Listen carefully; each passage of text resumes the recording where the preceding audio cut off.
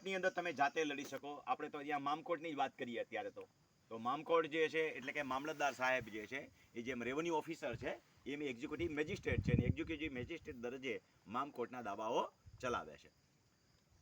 સૌ પ્રથમ તો રસ્તો જે છે એ તમારો કોઈ વ્યક્તિ રોકે એટલે તમે જે કંઈ પ્રક્રિયા કરી હોય એને પહેલાં સમજાવ્યો હોય, મનાવ્યો હોય, પછી ન રસ્તો છૂટો થાય તો સમય બરબાદ કર્યા વગર સીધો મામકોર્ટની અંદર દાવો દાખલ કરવાનો થાય.